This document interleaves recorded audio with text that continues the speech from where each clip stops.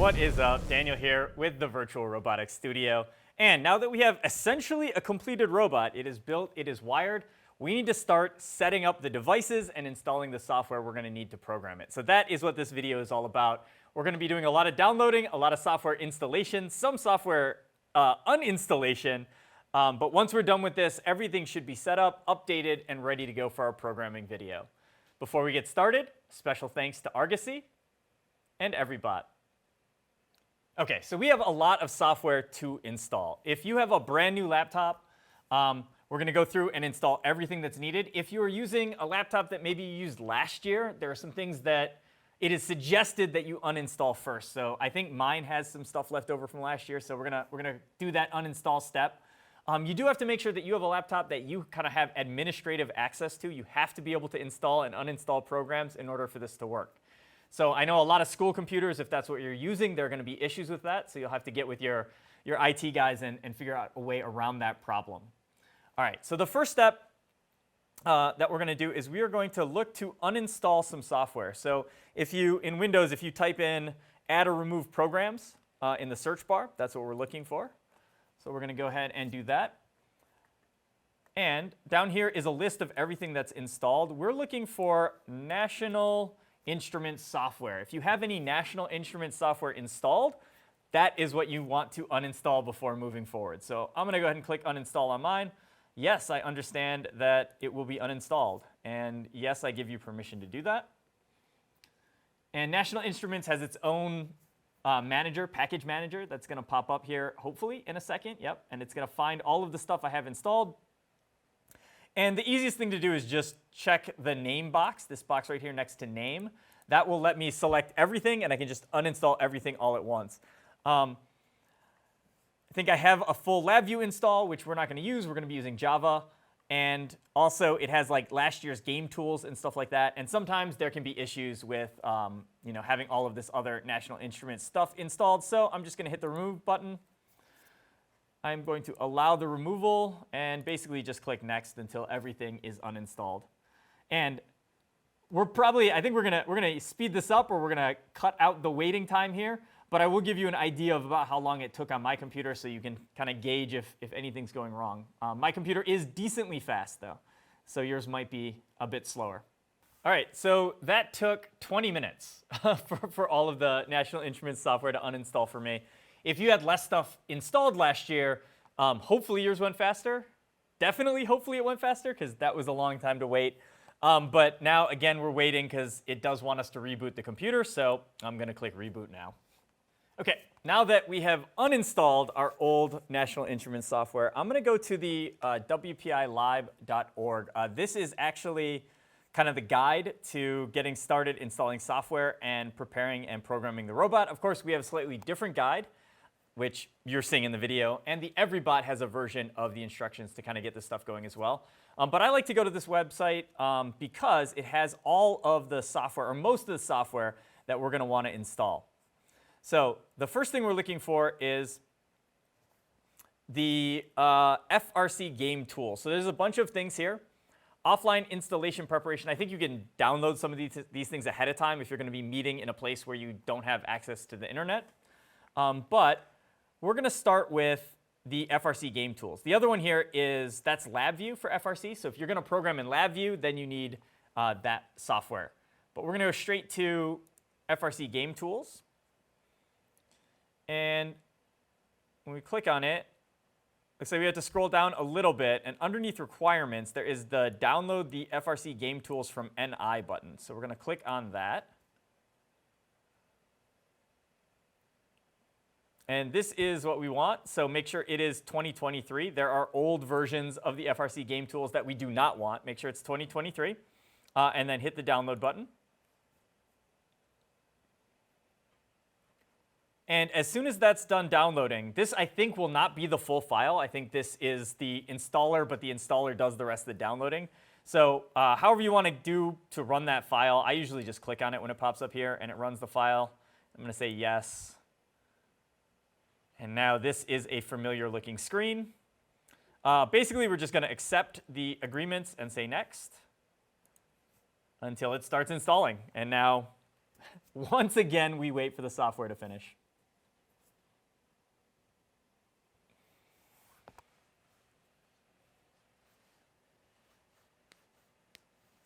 All right, so when this pops up, just leave certificates checked. I don't think we have to check the other one. I think we just say next. And then you got to accept, next, next. We're just clicking next until it's done. All right, now here is the longer installation that will take a few minutes.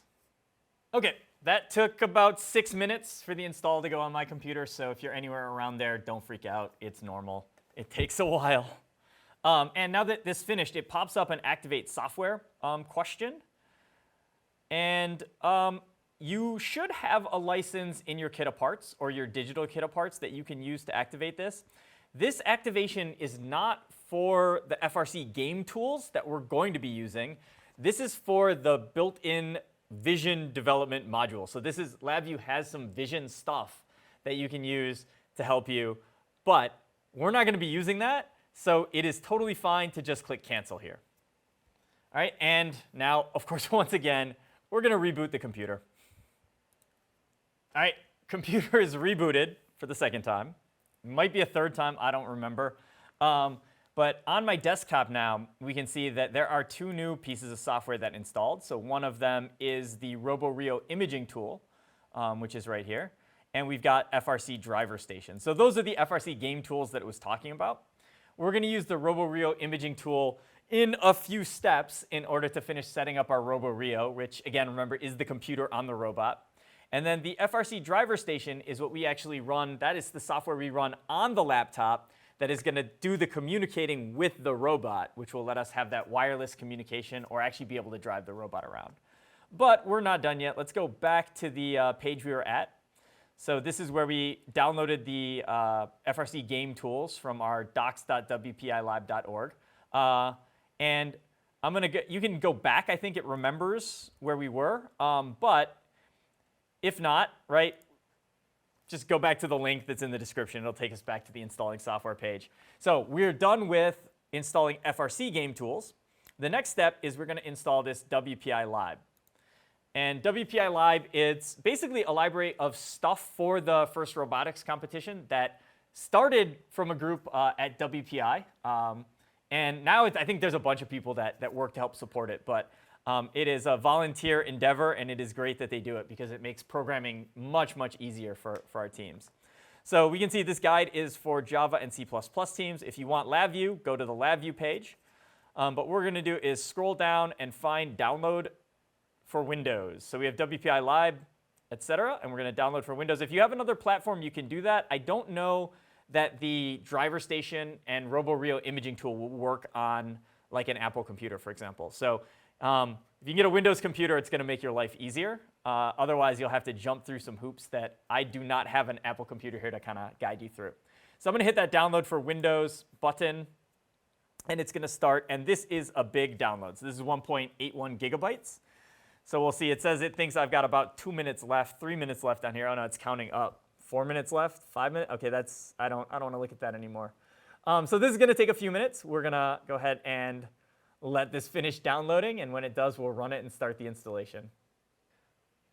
All right, it finished downloading finally. So this one is a little bit different. We can't just run it. It's an ISO file, not an executable file. So what I'm going to do is if I hit the arrow here, you can usually choose show in folder, or you can go to your downloads folder and find the file. And there are a few different ways that you can get to this file to work with it. So the first thing is if you have 7-zip installed, 7-zip will let you, I think if you right-click drag, you can do 7-zip, and you can extract to a folder. This will extract it, and then we can run the file. You can also right-click on it, and you might have an option here that says mount. I don't have that option, but that can also work. And if you don't have either of those options, you can right-click on it, and I think this works. Let's try it. If you do open with Windows Explorer, do you want to open this file? Yes, I do. Click open. That will take us into kind of like the ISO, which is just a fancy packaged file, like a zip file. And then now I can access the WPILib installer. And that's what we're going to do. We're going to run that file and start the installation process. If you get this, click More Info, and then you can choose Run Anyway because we trust it. And welcome to the installer. All right, we'll click Start. And make sure you choose everything. You can install for just this user or for all users. That's up to you, depending on how your computer is set up. They will both work. I'm going to do for all users. And if this pops up, we have to install VS Code separately. So VS Code is the actual, what we call the IDE, the integrated development environment where we actually will be typing the code in. And then WPILib is all of their stuff that they've added to it to make it work for FRC. I'm going to do download for this computer only. You should not really do this not recommended one, the skip and don't use. That's not generally a good idea. Only do that if you know you should be clicking that button. And you can do this one if you want to have more offline installations. But since we're connected to the internet right now, I'm going to do the top left box for this computer only. And it's actually going to download VS Code. It's much smaller than the WPILib stuff we just downloaded, so this should go pretty quick. You can see the bar is actually almost done. All right, done downloading, and press next to continue. So now we just say next. And we wait for this to finish installing. Okay, and if you get one of these pop-ups, again, it's Windows trying to keep you safe from this sort of unregistered software. Just click yes. And we get finished installing, so we can just finish and exit. We are done with that. Okay, we have 2 more bits of software that we have to go out and install, but now you can see also on my desktop, I have a 2023 WPILib tools folder. We've got the documentation, and then this down here, this VS Code, this is what we're actually going to run when we want to start programming. So we're going to need to run these 3 things. The rest of this, it's cool. It can hang out. All right, let's go back to our browser here. The next place we're going to go is to, well, we can go back here. And again, we finished the WPILib installation on our software. So next steps will be to set stuff up and prepare the robot, but we need more software for that. So we also have a link to the REV hardware client. If you go to the REV hardware client overview page, there is an orange button right here that says download latest REV hardware client. So we're going to download that now. This one's much smaller. It's only 91 megabytes, not 1.8 or 1.7 gigabytes. All right, and that finished. And this is an executable, so I'm just going to click here to run it.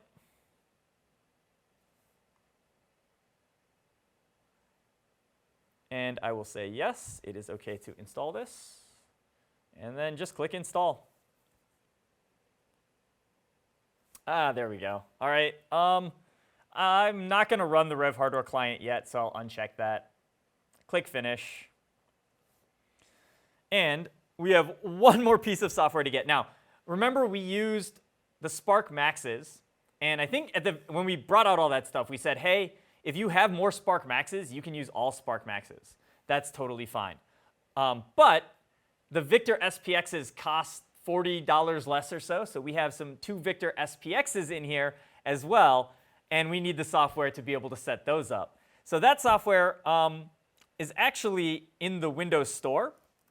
So if we look for the Microsoft Store, so if you hit the Start menu and type in Store, it should show up. So we can go to the Microsoft Store.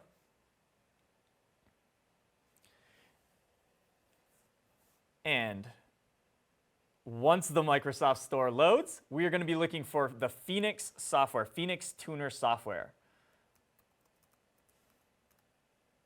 Phoenix Tuner X.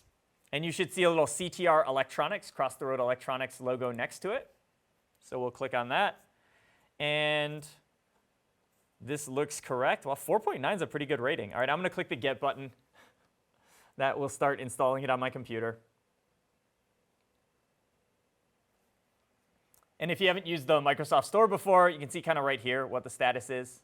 So it's downloading. We got to download all this stuff.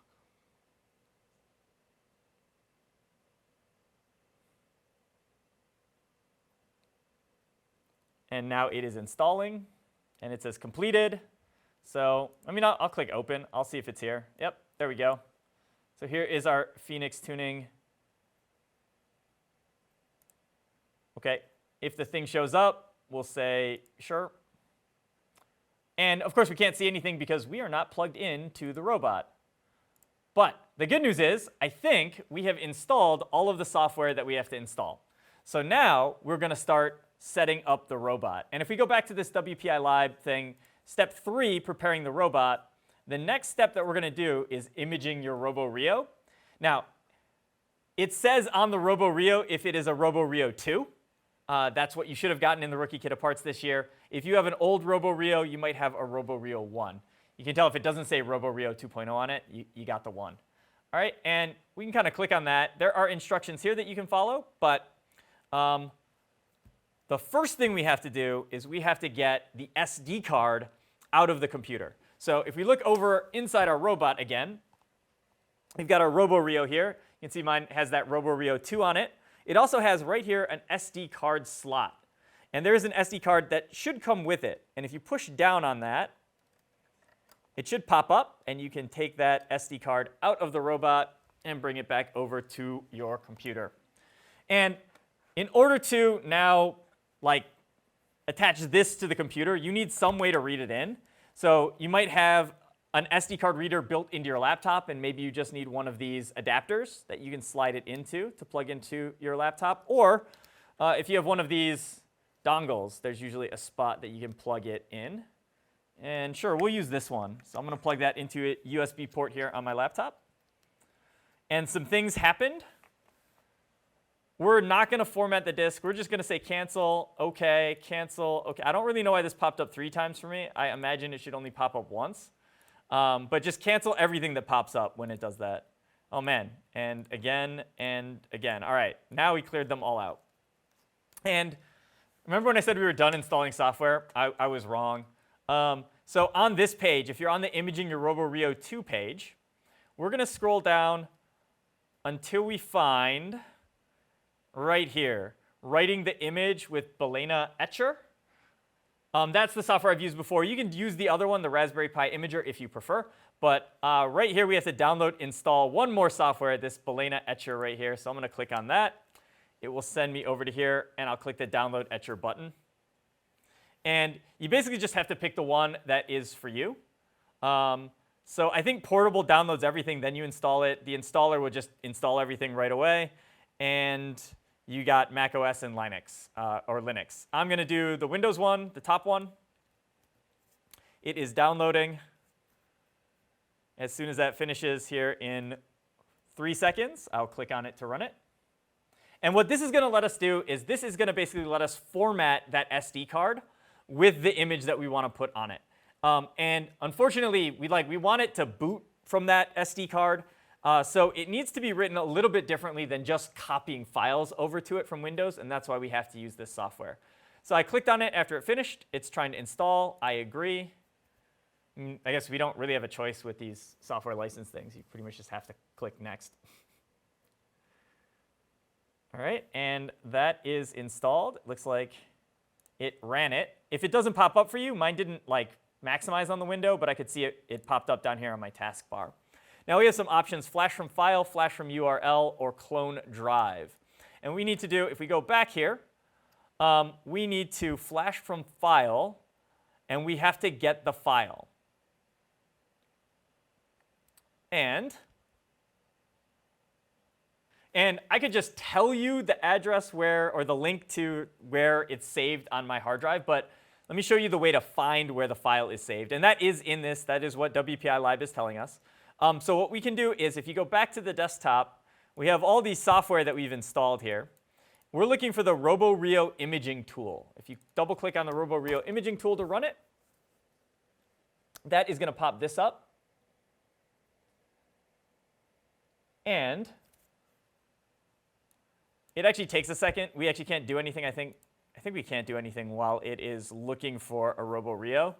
I will, if this pops up, always allow access. We don't want the firewall to block our robot essentially from us. I'm going to click the stop button here, hopefully to get that to stop. There we go.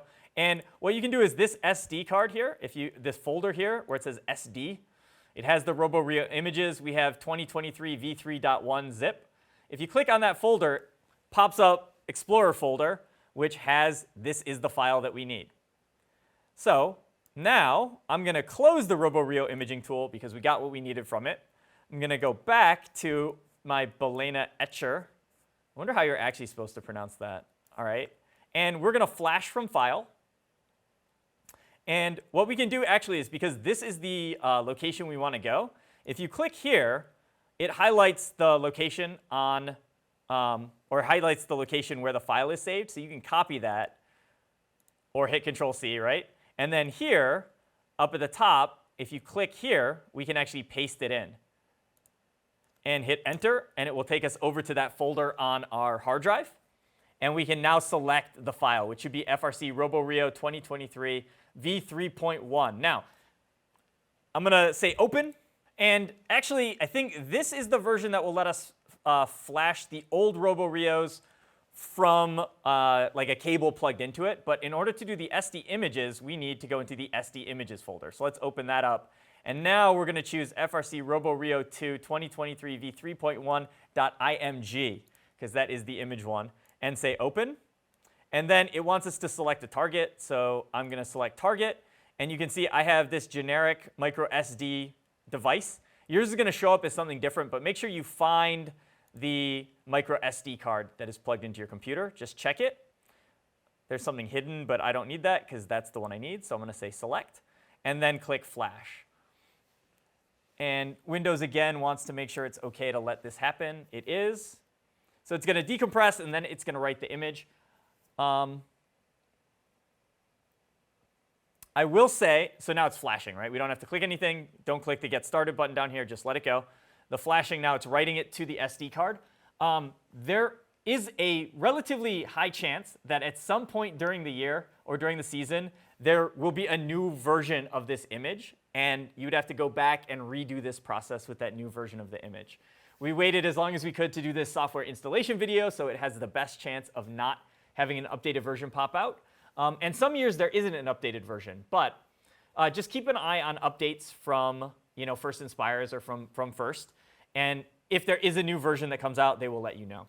Also, when you get to your first event, when you go through inspection, the inspectors will actually be checking the image and making sure it's the right one. So if you have the wrong image at that point, usually they'll let you know, and you can go out and do this yourself, or there will be somebody there that can help you through the process. All right, we are done validating, so now it is finishing. And all these things pop up. Do not click Format Drive. Don't do it. Or Format Disk. Just cancel all this stuff again, just like we did the first time. We don't need to change any of this. Cancel, cancel, cancel, cancel. Cancel all of it. All right, this SD card is now ready to leave our computer and go back into the roboRio. I always do check to see if I can eject it. So I'm going to eject all of these things. And ejecting one of them ejected all of them, so that's cool. The eject, I don't know. It probably doesn't matter, but it's always safer if you do it. Okay, so I will take the card out, and then I'm going to put this card back into the roboRio. And when you're doing this, right, we have to figure out if the card should go in with the wires facing this way or facing this way. And the answer is those like little bronze or whatever copper traces here should be pointing, that you can see here, should be pointing towards the Ethernet cable. So have them pointing towards the Ethernet cable, and then it's really hard to get in there, but you got to kind of push down with your nail or something, and it should snap. Okay, it popped out. I didn't push it down far enough. We'll try again. It should click in and stay there if you can get it pushed down far enough. And there's a soft clicking sound that you can hear. All right, so that is reinstalled. We have one more step that we have to do in order to get our roboRio ready to go. And then we have to set up all of our speed controllers on the robot as well. So for these next couple steps, you're going to need a few additional parts. We need a USB-A, which is just the regular USB that plugs into computers, to USB-C cable. If you don't think you have one of those, guess what? All of those boxes of SparkMaxes come with a short orange one. And the orange one works just fine, but I think if I were using the orange one, I would have to have my computer maybe up on the robot and holding it to be in range. So I'm going to use this longer one that I have. And then you're also going to need a USB. I think this is A to B, but we need the square side that's usually for printers. So you need one of those cables as well. If you don't have one of those cables, A lot of times it will work if you just have another Ethernet cable or if we reuse the Ethernet cable that's in the robot, but sometimes that is a little bit more problematic to get going. All right, so with all that stuff, the next thing we have to do is actually grab a battery, put it back in the robot. We're going to have to be able to power the robot up. So let me go grab that battery, get it installed, and we'll be ready for the next step. All right, so let's start with that USB A to B cable. Hopefully I don't have the name wrong there. I'm going to turn the robot on, which is just, flipping that switch, pushing in the yellow part. And everything is booting up. I'll come over to the roboRio. And right next to the SD card port that we were just using, there is a square USB port. And there are regular USB ports too. Those are not going to work for this, I don't think. So we're going to plug into the square one. And then I'm just going to bring this cable back out and plug it into my computer on the other side. That looks good. All right, then on the computer, we are going to find that roboRio imaging tool again that we used briefly in order to find the image file. And so I'll double click on that to run it.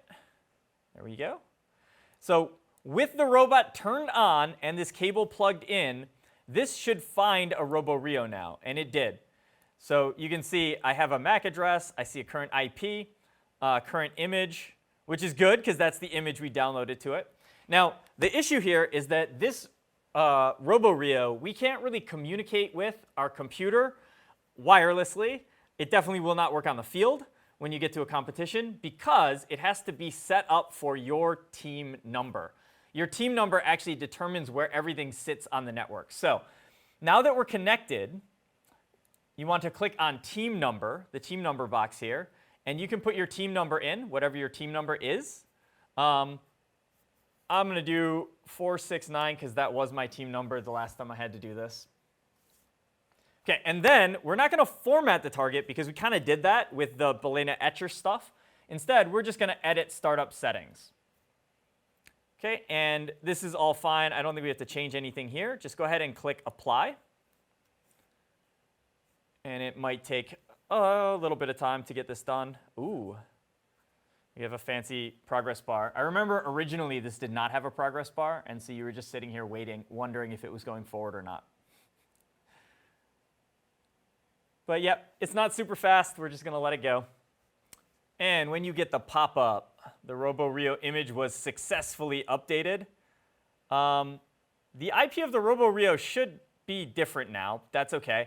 This host name is kind of important to remember too, roboRio team number FRC. So we can use that to try to connect to it as well. All right, but right now we're just going to say OK. And it's actually going to try to find the roboRio again. There we go. That looks good. All right, so our roboRio is now completely imaged and ready to use. We can go ahead and close this down. The next thing we want to do, though, is we also have our radio that has to get programmed. And we've got all of our speed controllers that we have to set stuff up with. So let's do the radio next. I think for the second or third time, I told you we were done downloading all of the software. We are not done downloading all of the software. Instead, what we need to do is we need to click on, so if you look here on the WPILib setup, in step 3, preparing your robot, there is programming your radio. So we're going to have to do some radio programming. If you scroll down a little bit, there is the FRC radio configuration 23.0.2. So you can just go ahead and click on that to start downloading it. And again, this is a pretty small file, so we've got, this one's only 13.7 megabytes, so that's done. And I'm going to show in folder because this is a zip file. And I will extract that zip file to my desktop. So you can choose extract. I have 7-zip, which is nice because I can do extract here, and it'll put it right on my desktop in a folder for me. But we just want to unzip that. So we have the radio configuration right here, folder. I'm going to open that up, and it has an executable file in it now. So I'm going to double click on that. It's going to install the radio configuration tool. Say yes. Create a desktop shortcut. Yeah, I'm good with that. Next, install, and let it go. Finish. All right, and I can close these windows down. Now we have a new software on the, so let's see, let's line them up here. So we've got all these ones that we have been using. So this is our new one, is the FRC radio configuration utility. And go ahead and double click on that. And we're going to say yes. And so this software is going to run. Now, this software, what this wants us to do is this wants us to connect our computer to the radio in order to program it. And you might have multiple network connections on your computer. And if you do, it is recommended that we disable them all first before running this software. So I am actually going to click cancel, and that's going to close it. And to disable different network adapters, usually you have the Wi-Fi showing down here. If you don't have the Wi-Fi, you have a different picture, which is the networks. So if you right-click on that, you can open Network and Internet Settings. That'll pop this window up. If you don't have that, you can also, from the Windows key, you can do network,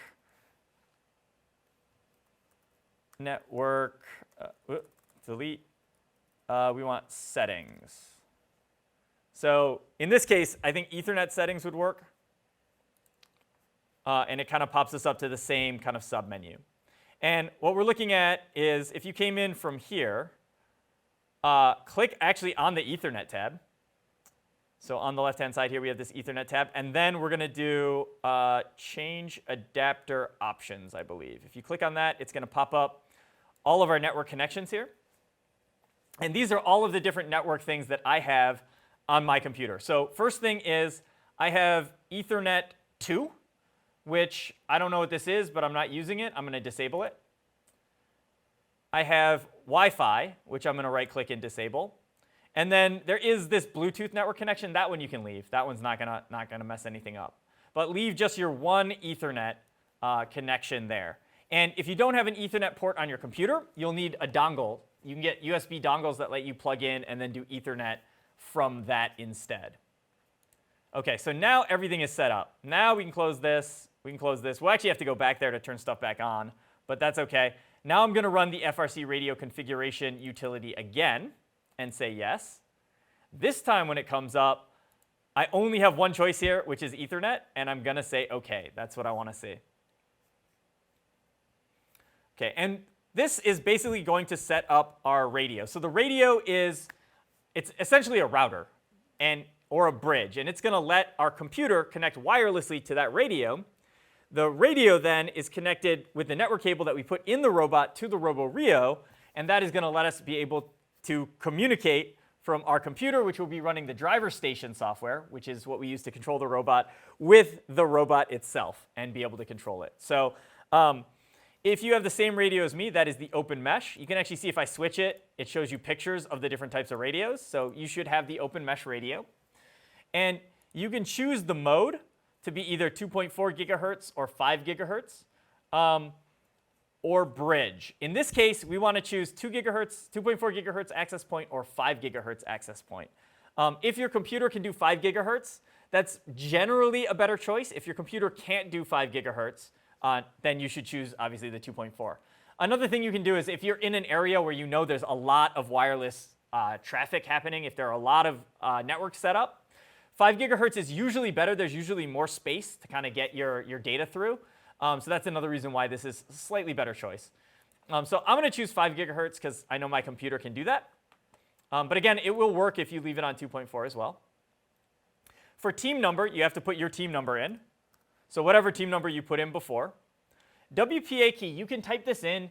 You know when you try to connect to a network and it's like you need the password?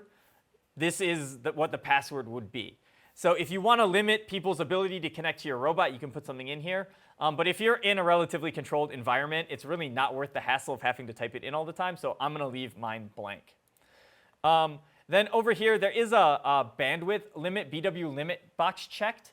When you go to the field, there's actually a limit to how much bandwidth you can use. And usually you'll run into that problem. You can put a webcam on the robot and stream that video back to your computer. We don't have any of that set up, so the bandwidth limit doesn't matter to us. We'll just leave it checked because that's the way it's going to work. And then we would click the configure button when we're ready. But we are not connected to our wireless bridge yet or our radio. And you can see down here, there is a set of instructions. So step 1 is to connect power and Ethernet to the wireless bridge. So that is what we're going to do. It also says make sure you use this port, the one that is closer to the power port, which is where we should have plugged our Ethernet cable into that radio earlier as well. Okay, so let's head over to the robot and get that plugged in.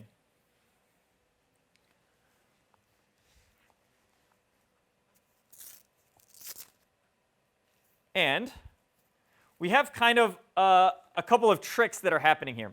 So the first thing is, if I unplug from the radio this Ethernet cable that's going into it, it's going to turn off because we're using PoE, which is power over Ethernet, so this module is powering that. So I can't unplug directly from the radio, but I can plug into the other side of this power module that we have. So instead of going to the roboRio over here, I can attach another Ethernet cable into this and go back to my computer. Now, if you don't have another Ethernet cable, of course, you can just unplug this one from the roboRio and get that one over to your computer. But because mine is all bundled up, I don't really want my computer all in the way here. So I'm going to use my second cable. I'm going to unplug this one from this side of my PoE injector or my radio power module, plug my other Ethernet cable in, and then we're going to bring this one back over to my laptop and plug it into the laptop. On the back here. I think that's where it is. Yep.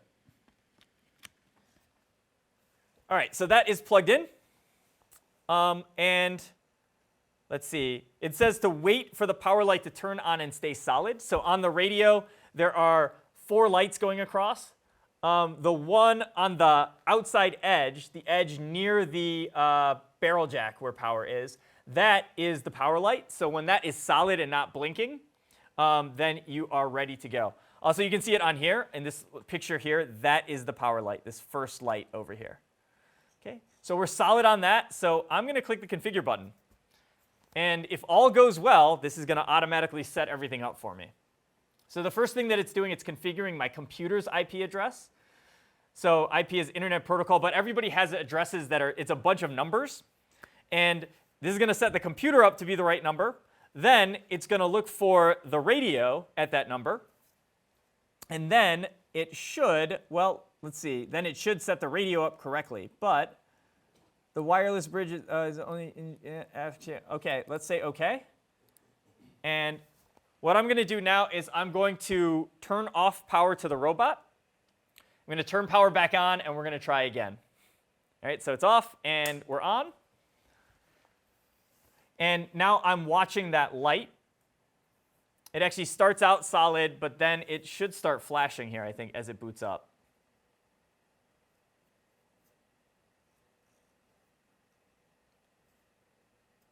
All right, and then I'm going to hit the configure button again. Oh, it was too early. My power light just turned off, and it's still flashing. So I should have waited a little bit longer. That's OK. It is solid now, so it still has a chance to find it. Nope, and we're not finding it. So the next thing we're going to try is, we'll say, OK, we're going to click the Load Firmware button over here. So we're going to click Load Firmware instead. And this says, plug the radio Ethernet into the PC, apply or cycle power to the radio, and if the power LED blinks, we'll do it again. So what you want to do here is turn off your robot, turn it back on, and then we wait. It takes maybe, yeah, I think it says down here too. It says it takes about a minute, 30 seconds or something for the radio to boot. There we go. Radio found. We are flashing the firmware now. And I think you'll always have to do the firmware if it is a brand new out-of-the-box radio. If you're using an old radio, then I think you can go straight to configuring it. So good news is it says radio found, and it is flashing the firmware, and that's what we want to see. So this will take a little bit longer for it to finish. So we just kind of chill until it's done. OK, so that took a minute, maybe a little longer than a minute. And when it finished, I got this pop-up that says radio firmware flashed successfully. Success? I guess we're double successful. I don't know why it's worded that way. And also, I had a network pop up because now my computer is actually talking to that radio because the radio is programmed and they're on the same network. When this pops up, it really doesn't matter what you hit because we're not doing the discovery things or whatever, but In general, just hit yes. It's the safest thing. And we can say OK on the firmware flash. Okay, and then we can say again on this window. Now we can actually configure it. So we're going to go back and we're going to hit the configure button. And hopefully this time it actually does something. So again, it is changing my computer's IP address to match what it thinks the radio's IP address is. It found it. Now it's changing the radio's IP address to be based on my team number that I put in. And then it's going to reconnect to it with that new team number address. And then I guess we're going to verify the bridge settings. Looks good. All right, and it popped up. So bridge for team, your team number, successfully programmed, also success. So you can say OK and OK.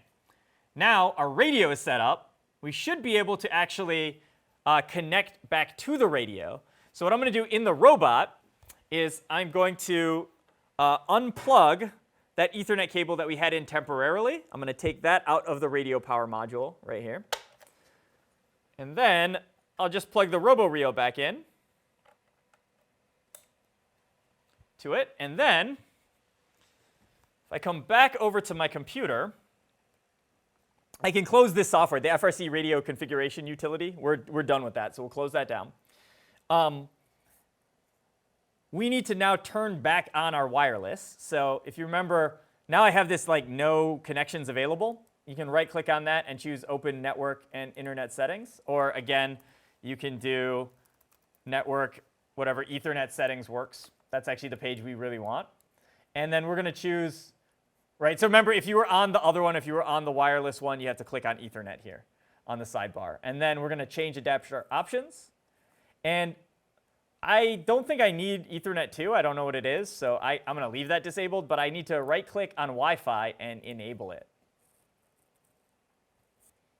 All right, so now our wireless adapter is back.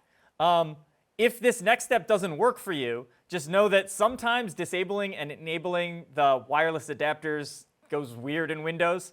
So if it's not working and your wireless adapter is not coming back up and connecting to other wireless networks, restart your computer and it should be OK. All right, now, though, on the wireless networks, if I click on it, it's going to, these are all the wireless networks that my computer can see from where I am. And the only one I care about is, hey, there is my team number that I put in. So I put in 469. So click on your team number.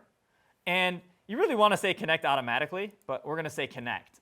So now what I'm doing is we configured the radio on the robot and our computer to be able to communicate with each other. Now we're going to connect wirelessly to the robot.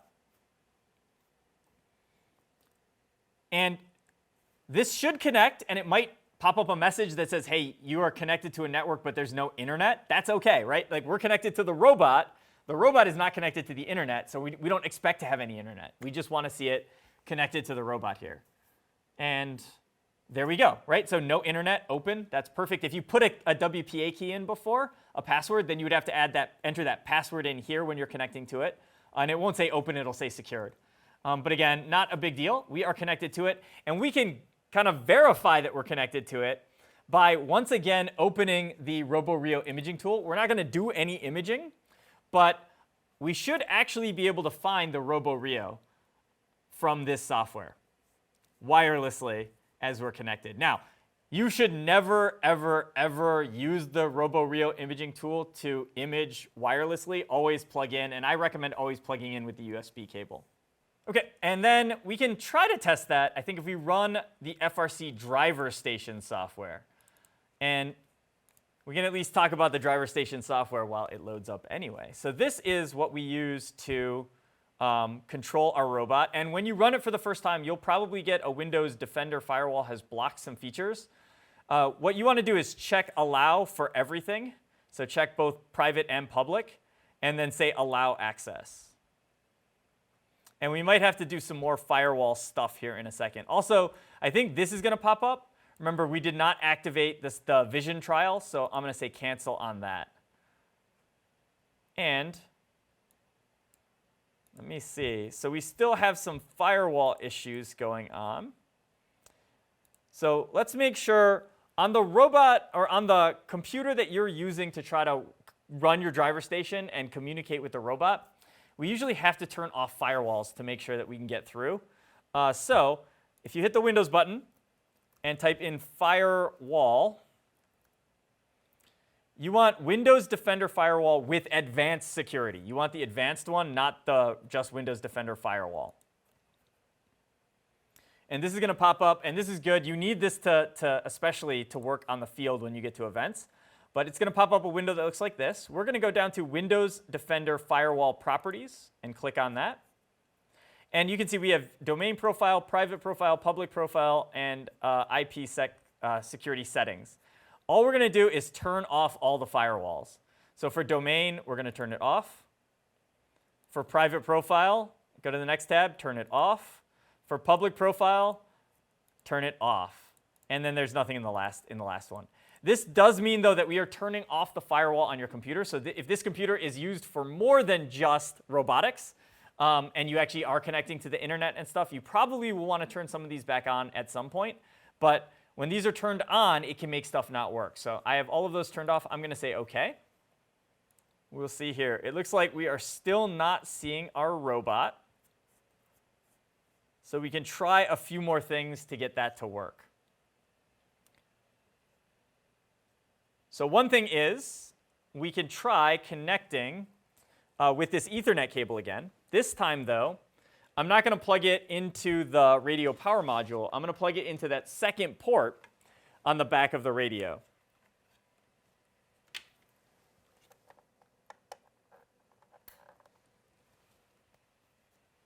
OK, and of course, still not working, but here's why. We actually have to set up the driver station software a little bit. So the firewalls, actually, maybe it would work if those were still turned on, but they need to be turned off for it to work better, and it definitely needs to be turned off when you go to your event to have it work. So what we didn't do yet is on the side here in the driver station software, I mean, we talked a little bit about it. Up here is, this is sort of just like a dashboard. We'll be able to select different autonomous programs here. If you have a camera that's feeding stuff back, you can do it. You can make your own checklist. Most of this we're not going to use or not interested in. But down here on the bottom, we have our different modes. Teleoperated is when the driver's controlling it. Autonomous is when the robot is pre-programmed to do stuff, which is the first 15 seconds of the match. Practice actually does autonomous and then teleop for you with the right durations. And then I'm not sure what test mode is, actually. I don't really use it very often. But we can see PC battery. This is your PC CPU percent. You want to keep an eye on this. If this gets all the way up till it's full, that could cause some problems with basically with how your robot drives. If you're controlling your robot, but this is maxed out, you might see some lag in your driving. Like you stop driving forward and it keeps going for another like quarter second or half a second. Then over here, these are the lights we're looking at. So if this communication light turns green, then we can see the robot. If the robot code light turns green, then the robot actually has code on it and things can happen. And when the joystick's light turns green, it means that our computer sees that you have actually plugged in some kind of gamepads to use to control stuff. All right, but what we're missing is we need to go over here on the left. If you click on the second tab down, that's where we saw that there were firewalls. That's now good. We have a green light for our firewalls. If you click on the gear underneath that, though, this is our issue. It has a team number spot, and you have to type your team number in here. So I'm going to put the same team number I put in before. Make sure you put your team number in. And now we have communication here. That means we can see the robot, and we are communicating with it. All right, so that means our roboRio is set up. It also means our radio is set up. I think also if you had the USB cable plugged in, that is another way that you can communicate. So you might have been able to see stuff with this USB cable plugged in. But you can see I have unplugged mine, and you can try unplugging yours as well. And as long as you're connected to the wireless network of your robot, we should have that light green. All right, now, obviously we have to do robot code. We're not quite ready for that. We still have a few other things to set up. Like I said, we have to now set up all 6 of our speed controllers. And I'm going to close down this driver station just so it's not running while we try to do this other stuff. And our next step is, well, we can do this in a variety of different ways, but we're going to go ahead and start using the REV hardware client now. So double click on the REV hardware client. And we will see if it finds anything. So right now, it doesn't see anything. Utilities, downloads, interesting. Last check Saturday, March 19th. I'm going to click the check for updates button up here in the top corner. And of course, it can't check for updates because I'm not connected to the internet. So I'm going to go back to my wireless internet for a minute. We don't actually need to connect to the robot just yet. All right, now I'm going to check for updates. And this should go out and see if there is a newer version. And we just downloaded it, so there shouldn't be. But now we've checked and we know. And the easiest way to do this to find our devices is to plug into each device with that USB-A to USB-C cable. So I'll go ahead and plug one end into my computer. And now we're going to go back in the robot and start plugging this into all of the SparkMaxes on the robot. So if I head back over by the roboRio, we have 4 speed controllers down here in the frame of the robot. And the black ones, the Victor SPXs, we're not going to do this way. But the REV Robotics SparkMaxes, those have a spot for a USB cable. And it is on the side that has the yellow and green CAN wires coming out of it. And in fact, next to where we plug those CAN wires in, there is a little USB slot. So I'm just going to plug this into the first one here. And then if I head back over to my computer, I'm going to click on the Scan for Devices button. OK, so as I click Scan for Devices, right, nothing is coming up. And I think one of the issues is because we have our roboRio on the CAN loop, and we have all of the different SparkMaxes connected, and actually everything shows up with the same address. So in CAN, you get like a device ID or an address. And I think everything by default is a 0. So the best way for us to go about setting up all of these devices is actually to turn the robot off. So now the robot is off. We're still powering the one SparkMax from the USB cable, and that should power it enough for us to be able to connect to it and get it to work. So after turning the robot off, you can try scanning for devices again. If, like mine, it still is still showing no hardware detected as I scan, close the REV hardware client and rerun the REV hardware client. And there it is. I can see my SparkMax. Okay, click on the SparkMax that is there. And let's see. I'll do check for updates. See, serial port could not be opened. Reboot device to get firmware information. So what I'm going to do is unplug. I can unplug right at my computer because either way, that is going to unplug the SparkMax and turn it off. And then I will plug it back in, and we will see if we get it to say that the software can be updated.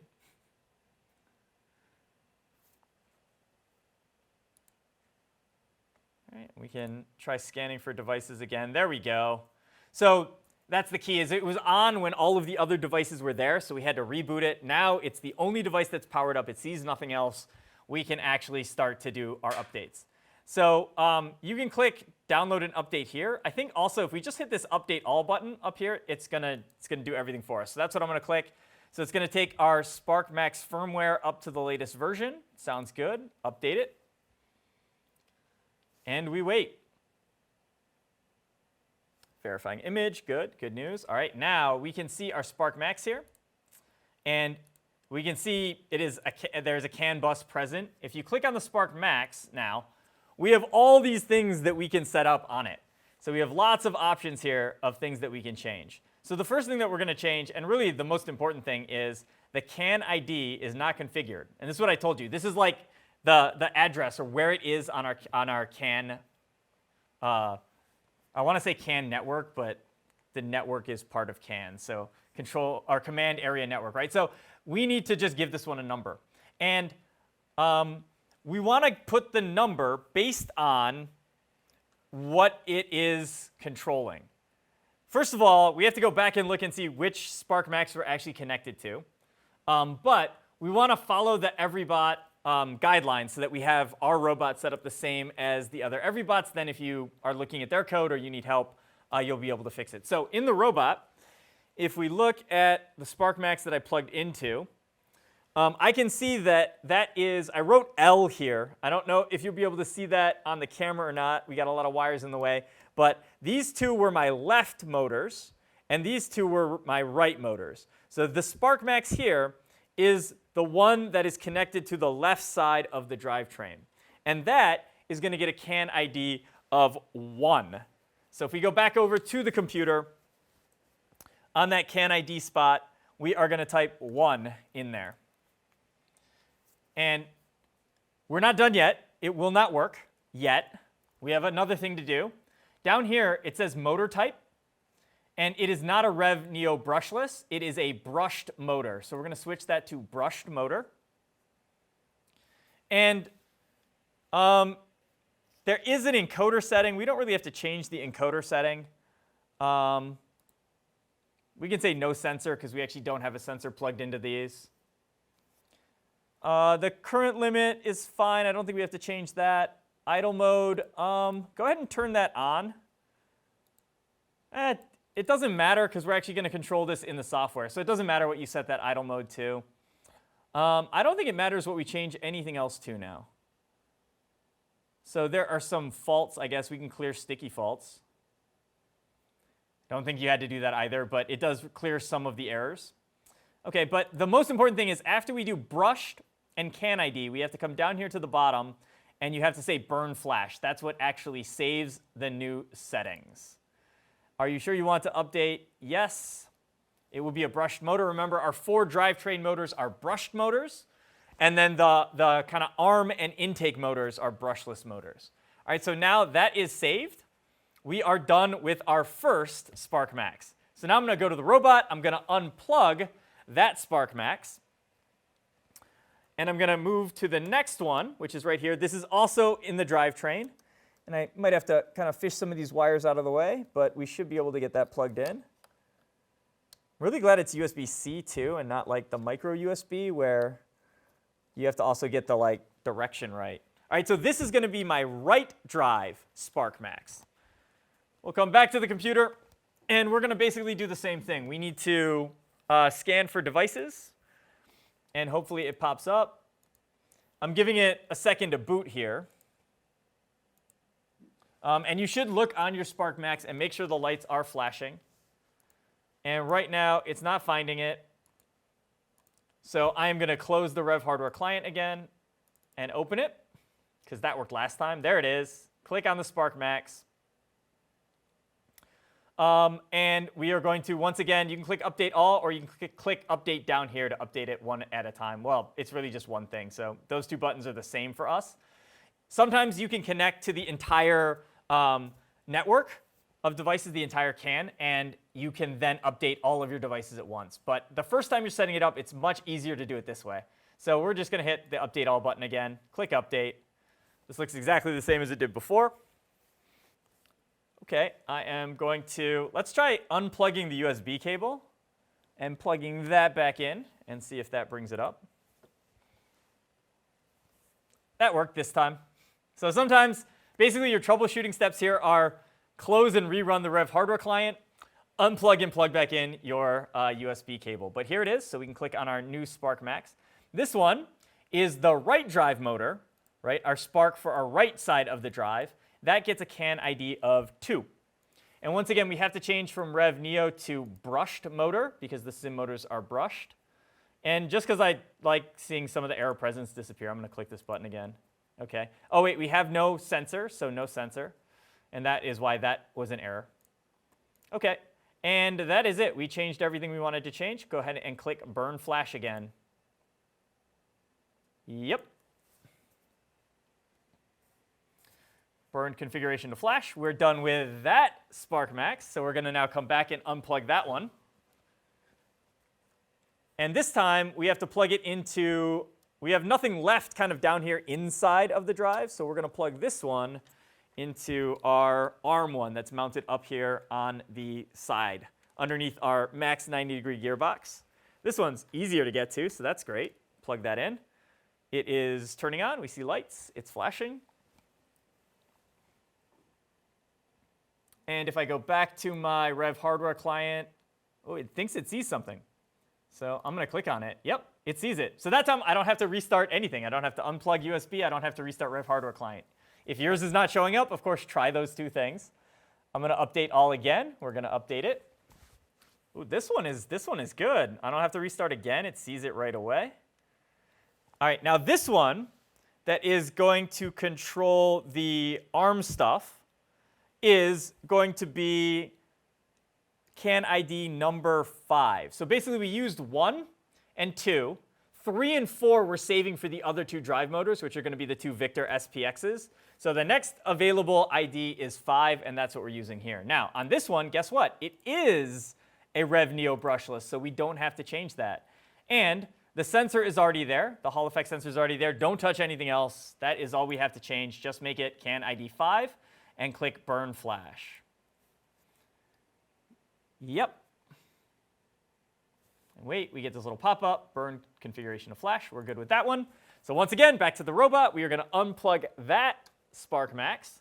And then the other one on the inside of our arm up here, I'm going to plug the USB cable into that one. And I left myself just enough room. Of course, if you're not lucky like me, you might have to cut your zip ties.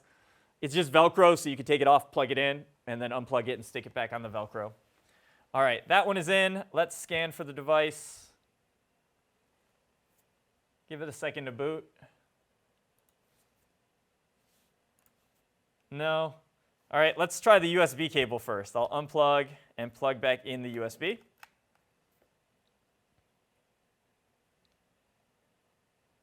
And scan for device.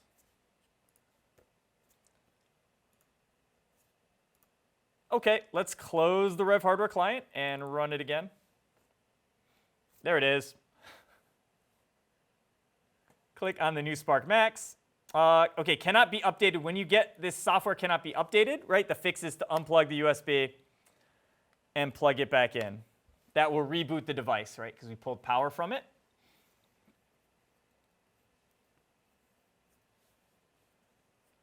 And hopefully now when we scan for devices, we have the update button. Yep, you can do update here. You can do update all. I'm going to click update all because that's what I've been clicking, and update it.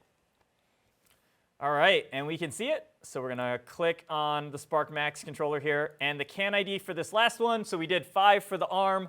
Our intake might as well be 6. No reason to skip numbers.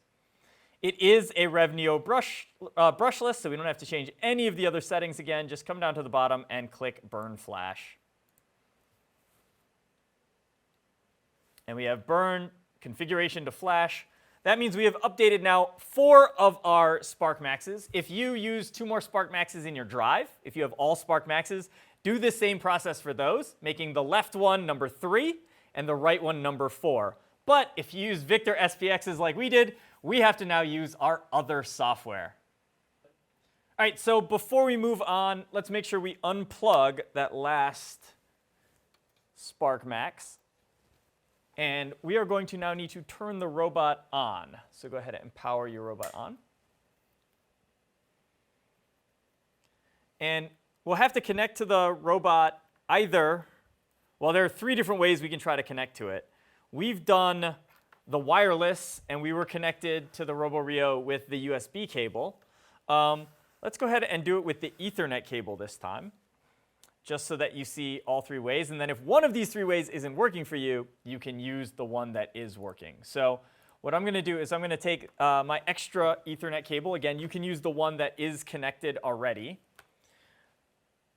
Actually, you can't use the one that's connected already anymore. But we're going to plug this not into the roboRio. We're going to plug it into our radio that's back here, so into that bridge. And there are the 2 ports. I'm going to plug this into the second port.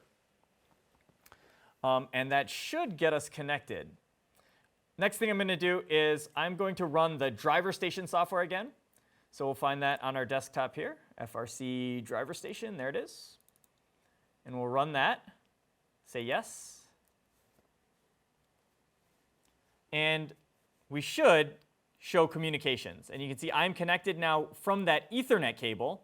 Also, this is going to keep popping up until you find your activation code. I'm going to keep clicking cancel. And you can see my wireless network, I'm still connected to the internet. So we are connected now through the Ethernet cable, which is good. It's a little bit more stable too. So when you're kind of setting stuff up, sometimes that's the better way to go. And now that we see that we're connected here, we need to run our Phoenix Tuner X software. So it did not give me a shortcut on my desktop, but if you hit Windows and type in Phoenix, you'll see it, Phoenix Tuner X. And this is going to pop up, and you're probably going to get a no devices detected thing popping up. That's OK. First thing we're going to do is click on the 3 lines over here to get the menu. And down here at the bottom, whatever your thing was set to, set it to driver station. And what you should see after you pick driver station is you have your team number here. And it should be like 10 dot, and then the first 2 digits of your team number, dot, the second 2 digits of your team number, dot 2. And assuming everything is booted up now, we're going to click on the Settings tab.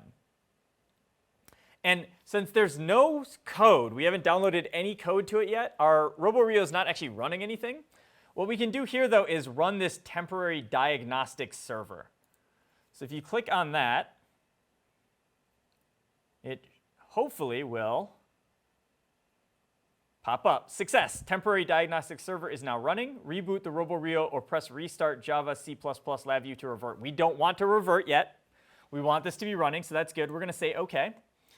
Now we're connected. If that didn't work for you, go ahead and try reselecting your driver station, or make sure your driver station is connected. This has worked the best for me. You can also see on our driver station, we're now seeing robot code is green because there is temporary code put on by this Phoenix Tuner software so that we can work with it. OK, then go to the Devices tab, and here is where we run into a problem. It says Victor SPX device ID 0. There are 2 devices with this device ID. That means both of our Victor SPXs are still set to 0, and I don't really know how we're going to figure out which one is which in the software. So what we're going to have to do is power down one of our 2 Victor SPXs. And the way to do that while keeping the robot running is, okay, if we look at our PDH over here, right, we have all these fuses or circuit breakers in here. And I don't know if you can see too well on mine, but I can see, like, if I look over here at my 2 Victors, I can see the orange lights flashing on them. And my goal is to figure out which one of these is going to turn off one of those 2 Victors. And it doesn't really matter which one I get first, as long as I can get one turned off. So all I'm going to do is pull this fuse out, this first fuse out, and see what it turns off. And you know what? That turned off a Victor. So if that turned off a Victor for you too, you're good. You can stop. We want one powered up and one not powered. And ideally, you want the left one powered up, because that's the one I'm going to set up first. So the one that's next to the L that I wrote on here, next to that SparkMax that's controlling the left motors on our robot, that one is still powered up. The other one is powered down. And now, if we go back to the computer and we look back at our Phoenix Tuner software, we're going to click the refresh button up here in the corner. There is like some arrows going around in a circle. And I don't know why it still thinks there are 2. Let me go back one more time to see what we're looking at here. OK, well, it still thinks there's 2. Just click on this box anywhere, and it will pop up our Victor SPX here. And right now, that's the only device showing. So I think it's just forgotten that that there were 2. Well, maybe not. I don't know. It still thinks there's 2 here. But anyway, what we're going to do is we're going to change the address of this one. So I'm going to change it to, and again, so this is the left one. And we said the left one was 1 for the SparkMax, and then 2 was the right SparkMax. So 3 is the left Victor. So I'm going to do 3 for this one. And then we're going to click Set. OK, so successfully updated device. We now have a new ID for this one. So now, if I go back to, well, we can go back here to the Devices tab. It only sees the 1, and it is the one that is now set to 3. So that all looks good. Now we're going to power back up our other Victor SPX. So we got to find that fuse that we had in here. And I'm just going to plug that fuse back in. And we don't have to, it might spark. Don't worry about it. Just plug it in. That is OK. And now you should see both of the Victors are lit up. And if you come back over to the Phoenix Tuner software, we have Victor SPX device ID 3 is good. We have a new one now that's showing up that's device ID 0. Click on that one. Brings up that new device. We're going to scroll down, and instead of leaving the ID as 0, this one is going to be 4 because this is our second right side one. And then click the set button. And it is successfully updated. So now if we go back, we can see 3 and 4 are both here. And on these, we don't actually have anything else that we need to set up. We just needed to set their CAN address. So we are good with this Phoenix Tuner software. So we can close this down. And we can close down our driver station as well. And actually, at this point, I'm going to go ahead and turn the robot off because guess what? We have successfully updated all of the hardware on our robot. All right, and then we can turn the robot off. But there is actually one more device that we have to update. I think I told you we were done with the REV hard. I've lied to you a lot in this video. I apologize. We did all of our speed controllers, but there actually is the power distribution hub can be updated as well. So let's bring out that USB A to C cable one more time. Plug one end into your laptop, and then we're going to plug the other end into the power distribution hub. And the robot being off for this is good because when we plug it in, so find the yellow and green connectors where the CAN plugs in. Next to that is the USB-C. And when we plug the USB-C in, that is enough power to kind of turn it on. So now that's powered. Let's go back to our laptop here.